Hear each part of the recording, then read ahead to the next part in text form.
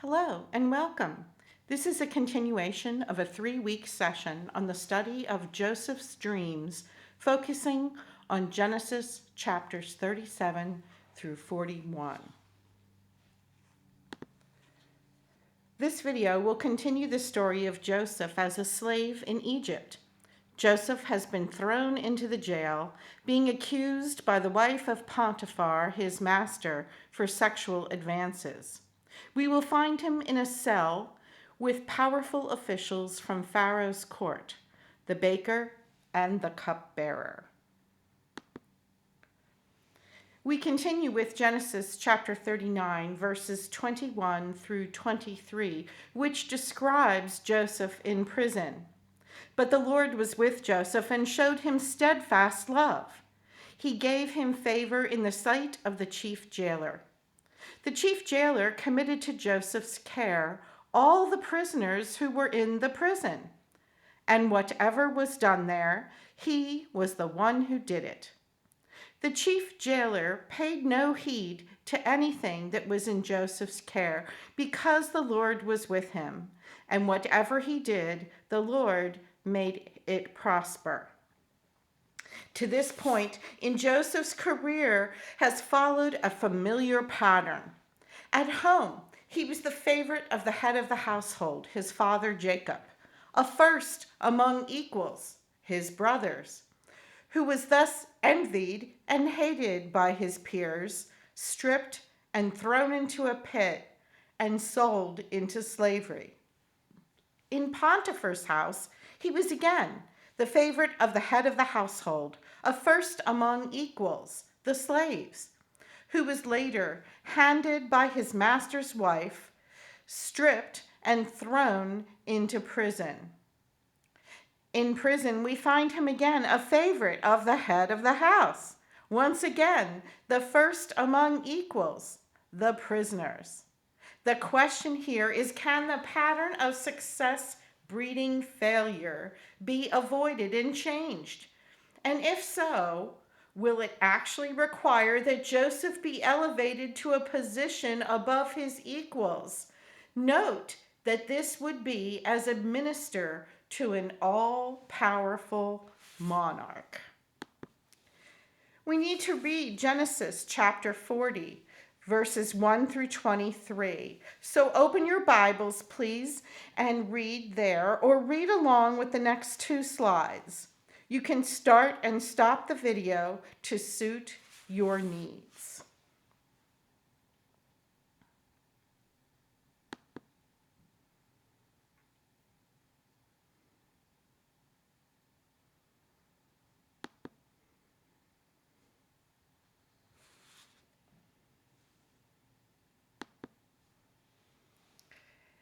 Rabbi Isaac Bernstein points out, Joseph got into trouble when he listened only to his own dreams.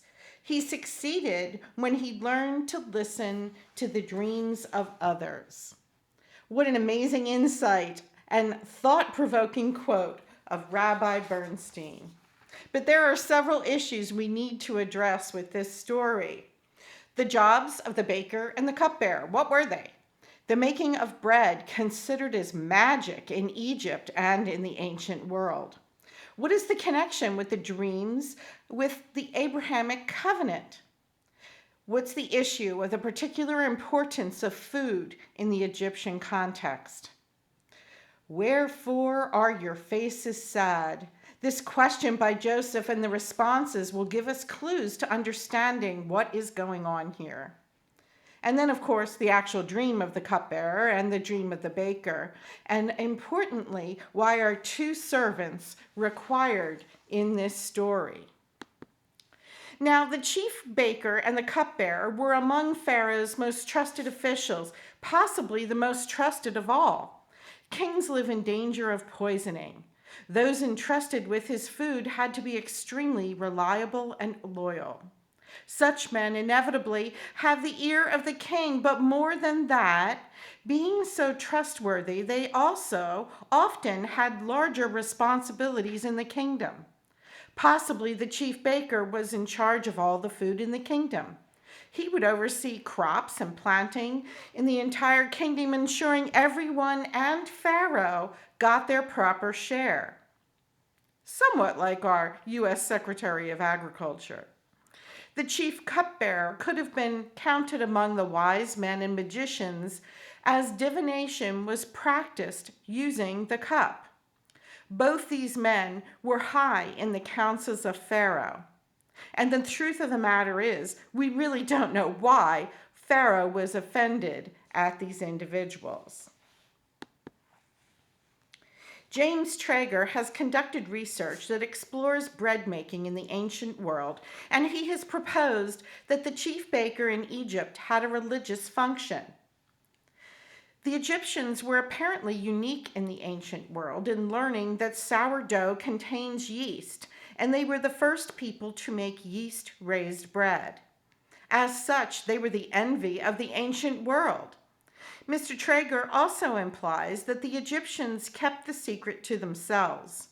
It is easy to imagine that yeast baking was a jealously guarded procedure, and the chief baker would have had an important and priestly function in Egypt because of it. If this is true, then Egyptian leaven was yeast and a secret guarded by the priest. It adds yet another dimension to this biblical concept of the leaven in things, or the leaven of Egypt, which is in an ancient Syrian hymn. And it says that the leaven of Egypt is hidden in the heart of the people and overthrows their heart for a strangeness other than God. Egypt's virtuosity at bread making came not only from using yeast to make bread rise, but also from using and blending various kinds of cereal grains to make breads of different degrees of fineness or coarseness. And while the dough was not always embellished, the Pharaoh's bakers, as early as 4000 BCE, were mixing their best bread dough with honey, sweet herbs, almonds, fruits, and spices, which included saffron and cinnamon.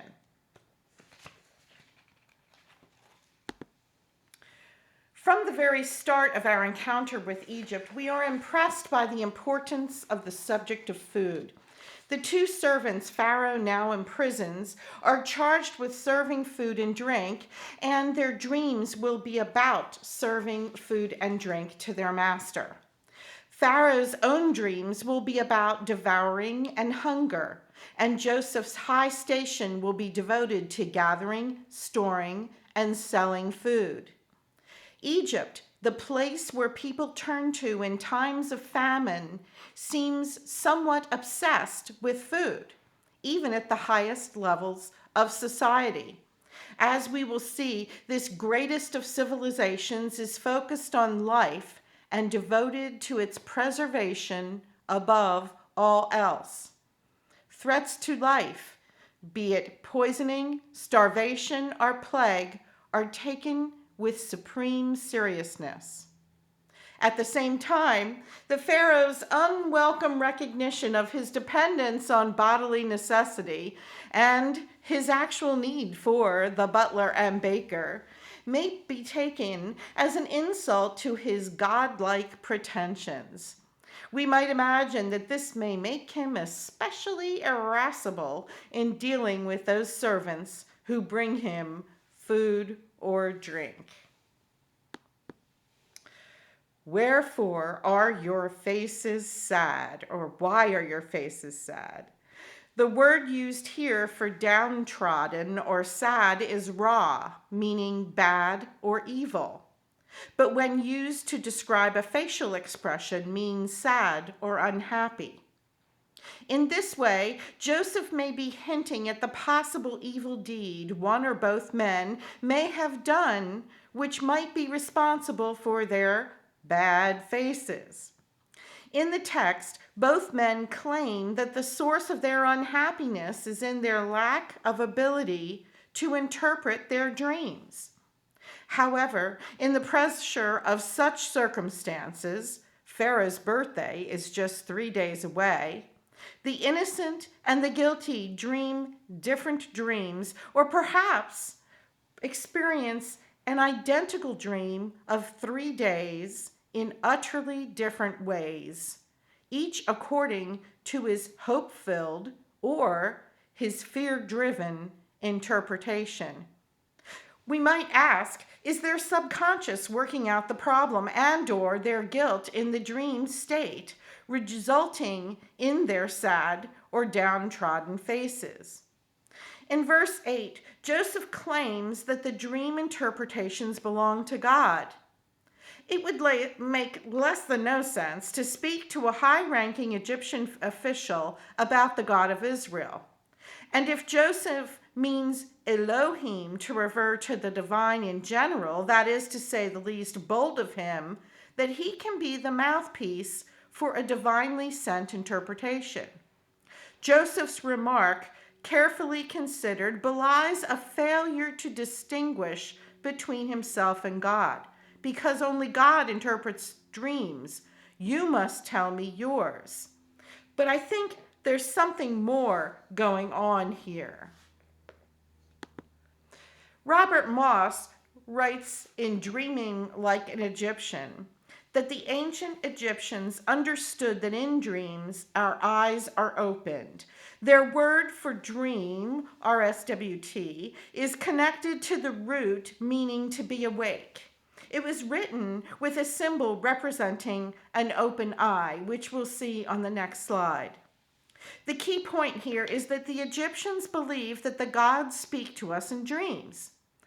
As the Bible's story of Joseph and Pharaoh reminds us, they paid close attention to dream messages about the possible future. So for Joseph saying that God will interpret the dreams, this is perfectly understood by your average Egyptian.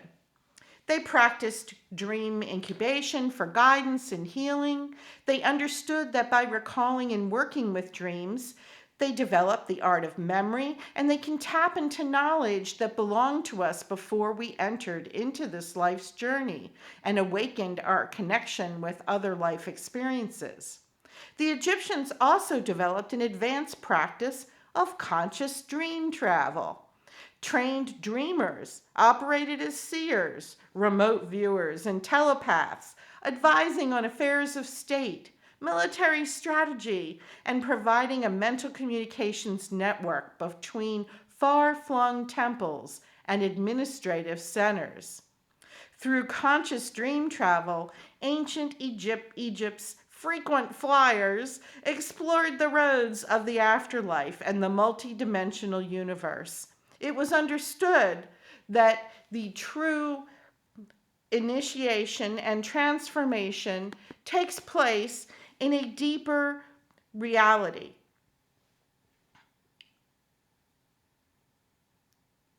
Accessible through the dream journey beyond the body.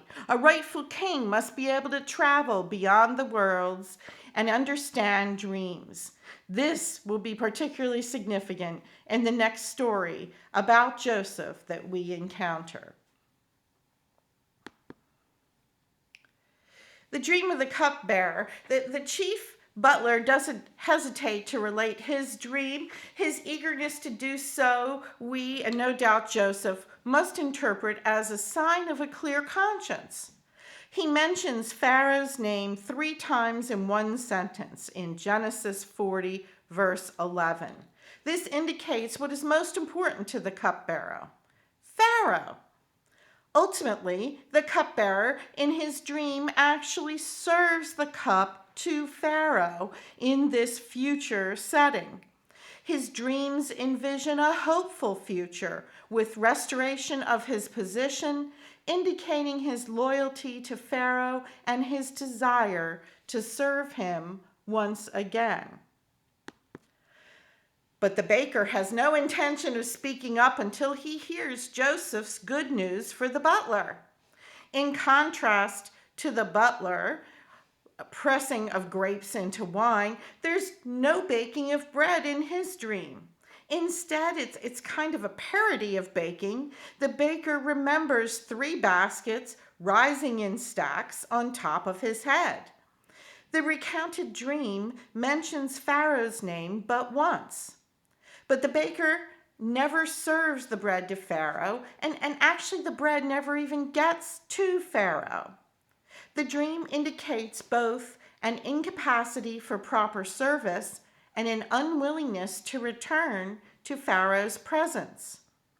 A guilty and fearful mind has revealed itself to anyone who knows how dreams reveal the secret thoughts and emotions of the dreamer.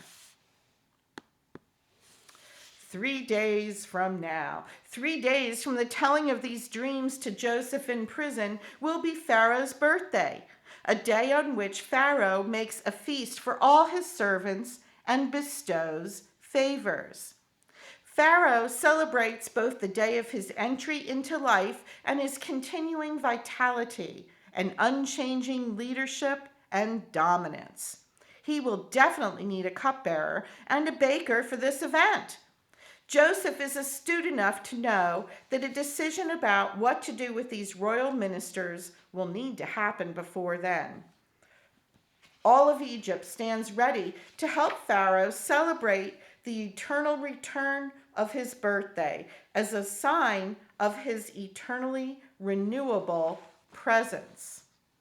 As an aside, Cass tells us that this underscores the objection to a focus on birth and continued life. The words for birthday, literally the day of the birth of, occur only once in the Hebrew Bible, and that's in this present story. The birthday of no Israelite is mentioned, much less celebrated. We need to remember here that Joseph has been put in charge of all the prisoners. What he does not tell the butler or the baker is that he, Joseph, has something to do with what happens next. Though the report he makes to his superior, what Joseph interprets about the dreams will be passed along, and that interpretation will have an impact on how the baker and the cupbearer are treated. Conclusion: it's traditional to read this passage as evidence of Joseph's powers of prophecy and clairvoyance, of understanding dreams. And I'm not here to interrupt that interpretation, but Leon Cass's analysis suggests a less mysterious, kind of more ordinary interpretation. The dreams of the butler and baker revealed to Joseph the true culprit, and Joseph's talebearing to his superior all by itself guarantees the predicted results. We must conclude that Joseph is ultimately responsible for the fact that Pharaoh will be properly informed. Finally, we need to notice that Joseph asked the butler to remember him when he's restored to Pharaoh's good graces. Speaking as one innocent to another, Joseph asked the butler to reward his auspicious interpretation by arranging for Joseph's release or elevation. So, is this all about Joseph's talent, ambition, or is God at work here? The baker's dream had dire consequences, and in Genesis 3:15, a head wound is the curse of death between Cain and Abel. The baker did not serve Pharaoh in his dreams, and the birds were eating the bread from the basket off his head. To be torn in half and devoured by the birds is the curse of the covenant. Abram had driven away the birds when they came to eat the carcasses in Genesis 15:11. Abram was safeguarding the covenant sacrifices until the covenant could be sealed by God. The scripture describes God as passing through the split animals like a burning torch to ratify the covenant that God was making with Abraham. So the birds are seen in two lights within this story of Abraham: both the sacrifices which sealed the covenant and the devourers who sought to eliminate the sacrifices and thus the covenant. So in the case of the baker, the birds in his dreams are the ones who are working against the covenant. The key question that came to my mind here: is this God working to set the scene for what will come next, eliminating or aligning those in high positions with Egypt who would work against the covenant? What do you think here? Freeman Chambers, in his essay, The Mind-Blowing Detail in the Joseph Story That Everyone Misses, he poses this question: why does God, in his infinite wisdom, not just have one servant imprisoned with Joseph, but two? A righteous man among two offenders. Joseph was put in prison for a crime he did not commit. In like manner, Jesus, being the Son of God, was accused of blasphemy because he spoke the truth, declaring that he is the Son of God. Both Joseph and Jesus were falsely accused, and both were sent to harsh punishment for a crime not committed by either of them. Both Jesus and Joseph had two men by their side in their time of suffering, one to be granted salvation and restoration, the other judged and given death. Isaiah 53:12 states that the Messiah would be numbered with the transgressors, but Joseph's story prophetically tells us the details of those transgressors. There would be two men, one who would be given hope and a future, while the other would perish without hope. But there's more. Why do we need to know the manner of the baker's death? Why are we given the gory details of how one servant is executed? Recall what Joseph told him what would happen after 3 days. He was told his head would be cut off and that his body would be hung on a tree and the birds would eat his flesh. Well, why is that necessary for the overall story of Joseph? Why do we need to know the manner of the servant's death? In order to appreciate the parallels in Joseph's story, we have to understand a bit about ancient Egyptian culture and their ideas about death. Without knowledge of their way of thinking about the afterlife, the gory details of the servant execution makes no sense.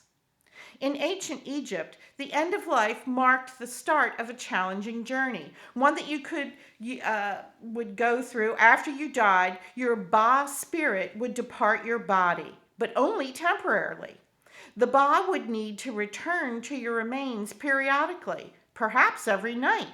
And for this reunion to be successful, the body had to be intact. That's why Egyptians developed a complex process of mummification, because without it, your afterlife would be jeopardized. Culturally, this is what was accepted as truth in Joseph's day in Egypt. And so when the servant heard that his head would be cut off and his body would be eaten by the birds, it was not the thought of physical death that gripped him, as bad as that was, but that he had no hope of an afterlife because his body would not be intact. Interestingly, the encounter between Joseph and these two servants are in reverse of what happened on the day of crucifixion of Jesus. Joseph asked that the servant who is to be reinstated remember him when he was back in Pharaoh's palace, but it was forgotten and delayed, and that's in contrast to where Jesus told the man on his right that he would be in paradise with him. It was remembered and it was immediate. For the two servants with Joseph, 3 days' time was determined for those events to take place. And we know that Jesus, at the end of 3 days, God raised him from the dead. And last but not least, Jesus presented the bread and the wine to his disciples in the world. The bread is his body broken for us, while the wine is his blood of the new covenant. The two servants in prison with Joseph present the bread and wine to Joseph by virtue of their dreams. All of this interaction between Joseph and the two servants testifies of Jesus 1900 years before Jesus actually broke the bread and gave the cup to the disciples. What do you think about these similarities between Joseph and Jesus? Does it in some way touch your heart or strengthen your faith? Share this with this friend today. We are left with Joseph in jail for another few years. The cupbearer forgets all about him. And in the beginning of the presentation, we asked, can the pattern of success breeding failure be avoided? If so, it will require that Joseph be elevated to a position above his equals as a minister to an all-powerful monarch. Other questions we'll explore is, will Joseph change? And if not, how might this hurt Israel, the people of his family? What does he do differently the third time around? Stay tuned for the next video on Joseph interprets the dreams of Pharaoh and Joseph's rise to power. Thanks for being with me. God bless you.